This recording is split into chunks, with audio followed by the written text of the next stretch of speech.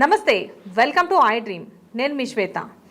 ఈరోజు మనతో పాటు మన స్టూడియోలో ప్రముఖ ఆధ్యాత్మికవేత్త డాక్టర్ అనంతలక్ష్మి గారు ఉన్నారు. నమస్తే అమ్మా. నమస్తే అమ్మా.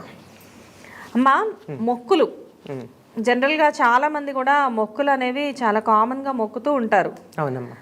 మొక్కులు మొక్కడం వరకు ఓకే అమ్మా, కానీ కొంతమంది మొక్కేసిన తర్వాత తీర్చడం మర్చిపోతూ ఉంటారు, లేకపోతే పోస్ట్ పోన్ చేస్తూ ఉంటారు.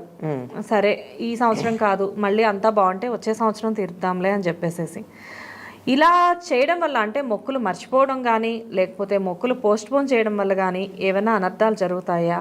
ఒకవేళ మర్చిపోతే జనరల్గా మనం ఏదైనా చేసినప్పుడు ఇంట్రెస్ట్తో కలిపి చెల్లించుకోవాలి అని చెప్పేసి చెప్తాం కదా, అలాగే మొక్కుల్ని కూడా ఏదైనా వడ్డీతో సహా చెల్లించుకోవాలా? చెప్పండి అమ్మా. అమ్మ, మొక్కులు మొక్కుకోవడం అన్నది తప్పేం లేదమ్మా. ఏమవుతుంది అంటే దేవుడు సాక్షాత్తు వచ్చి అక్కడ నిలబడి మనకు సహాయం చేస్తాడా అంటే అది వేరే మాట. మనకి దేవుడు సహాయం చేస్తాడు, నేను ఆయనకి ఇలా మొక్కుకున్నాను గనక నాకు సహాయం చేస్తాడు అనేటటువంటి ఒక నమ్మకం ఉంటుంది. ఎప్పుడైతే మనిషికి నమ్మకం కలిగి ఆత్మవిశ్వాసం కలుగుతుందో, ధైర్యం కలుగుతుందో, పరిస్థితుల్ని ఎదుర్కోవడానికి కావలసినటువంటి శక్తి వస్తుంది.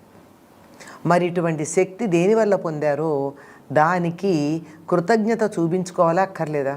ఖచ్చితంగా చూపించుకోవాలమ్మా. అమ్మాయి ఇటు వెళ్తే నేను ఫలానా చోటకి వెళ్ళాలి, ఇటు వెళ్ళాలా అటు వెళ్ళాలా అని అడిగాను అనుకో, నేను అమ్మ ఇటు వెళ్ళండి అని చెప్తారు. మీరు చెప్తే వెంటనే నేనేం చేస్తానమ్మా, థ్యాంక్ యూ అంటాను. మరి నాకు ఇంత సహాయం చేసినటువంటి దైవానికి నేను కృతజ్ఞతలు చెప్పుకోవద్దా? చెప్పుకోవాలమ్మా.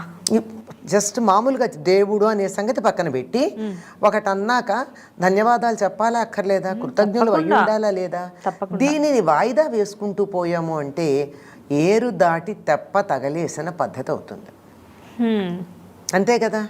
సర్లే నేను అడిగినప్పుడల్లా చేస్తూనే ఉంటారు, పర్వాలేదు అని. అలాగే అప్పు తీసుకుంటారు కొంతమంది. 1000 రూపాయలు అప్పు ఇయ్యి అంటే అది ఇస్తాం, చాలా రోజులు అవుతుంది ఇవ్వదు. నేను నీకు తీరుద్దాం అనుకుంటున్నాను, అనుకోకుండా ఒక ఇబ్బంది వచ్చింది, నాకు 10,000 రావాలి. ఆ 10,000 రావాలంటే నాకు ఇంకొక 1000 రూపాయలు అక్కడ పెడితే 10,000 వస్తాయి, నీ 2,000 నీకు అప్పు తీర్చేస్తాను అని చెప్పి ఇంకో 1000 అప్పు అడిగే వాళ్ళు కనపడతారు. పాత తీరుస్తామని. వాళ్ళ మీద ఎటువంటి అభిప్రాయం ఉంటుందో ఆలోచించండి. అంటే ఎవరికైనా సరే మన గురించి ఎటువంటి అభిప్రాయం కలుగుతుంది అన్నది ఆలోచించండి. అలాంటి అభిప్రాయం కలిగాక అటు నుంచి ఇటు వచ్చేటటువంటి సత్ఫలితాలు ఎంత సవ్యంగా ఉంటాయి. అది ఒకవేళ తీర్చకపోతే ఏమవుతుంది? అది కదా మీరు అడిగేది. అవునమ్మా. వాయిదాలు వేసుకుంటూ పోతే ఏమవుతుంది? వాయిదాలు వేసుకోవడం, ఒకవేళ మర్చిపోవడం చాలా జరుగుతాయి. ఇప్పుడు ఇవన్నీ జరిగితే ఏం జరుగుతుంది? మీకు సత్యనారాయణ వ్రతం కథ ఉంది. అవును, చాలు కదా. నేను ఇంక వేరే వివరం చెప్పక్కర్లా మీకు. ఎన్ని రకాలుగా గుర్తు చేస్తూ ఉంటాడు. సంతానం కలిగితే వ్రతం చేస్తా అన్నాడు, అమ్మాయి పుట్టింది. అమ్మాయి పుట్టింది కదా తర్వాత చేస్తా అన్నాడు, పెళ్ళికి చేస్తా అన్నాడు, అప్పుడు మర్చిపోయాడు. ఆ పెళ్లి హడావిడిలో మర్చిపోయాడు. భార్య గుర్తు చేసింది కూతురు పుట్టినప్పుడు భార్య గుర్తు చేస్తే తర్వాత పెళ్ళి ఎప్పుడు చేస్తాడు. పెళ్ళి తర్వాత హడావిడి అయింది, వ్యాపారానికి వెళ్ళాడు. భగవంతుడు గుర్తు చేశాడా లేదా? గుర్తించి దానికి ఫలితాన్ని పొందాడు. అలా గుర్తించకపోతే అలాగే అయి ఉండేది. గుర్తించేదాకా చేయడం ఉంటుంది, అంతేగాని భగవంతుడు శిక్షించడమ్మా, శిక్షణ ఇస్తాడు. అంటే మీరు తప్పు చేస్తున్నారని 1-2 దెబ్బలు కొట్టి గుర్తు చేస్తాడు తప్ప చంపడు. అదొక్కటి గుర్తుపెట్టుకుంటే మరంత దయామయుడితో మనం ఒక చిన్న వ్యవహారం సెట్ చేసుకున్నామంటే దాన్ని ఎలా పరిష్కరించుకోవాలని మనకి మనం నిర్ణయించుకోవాలి. ఒకవేళ 100 రూపాయలు హుండీలో వేస్తామని మొక్కుకుని వేయలేదనుకోండి, 100 రూపాయలతో మన జీవితం సాగదు, అయిపోదు. కానీ అబద్ధమాడినటువంటి పాపం మాత్రం పై జన్మల దాకా పట్టుకెడతామా లేదా? పాపం అనేది అలా మోస్తూనే ఉంటాం కదమ్మా, జన్మలకి. మరి ఈ పాపం ఒక్క 100 రూపాయలతో పోయేదానికి పై జన్మకి పాపం ఎందుకు మోసుకెళ్ళాలి?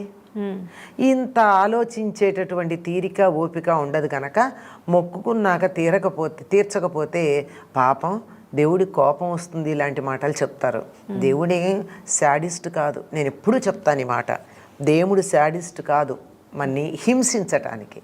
కాకపోతే పాలు తాగకుండా ఉన్నటువంటి బిడ్డకి నోట్లో పాలు పోయడం కోసం ఉగ్గు గిన్నె చేతిలో పట్టుకున్నటువంటి తల్లి బుగ్గ మీద చిటికేస్తే అని నోరు తెరవగానే ఉగ్గు గిన్నె నోట్లో పెట్టి పాలో మందో పోస్తుంది. అట్లా బుగ్గ మీద చిటికేసినట్టు మనకు గుర్తు చేస్తూ ఉంటాడు. దాన్ని గుర్తించుకుంటే చాలు.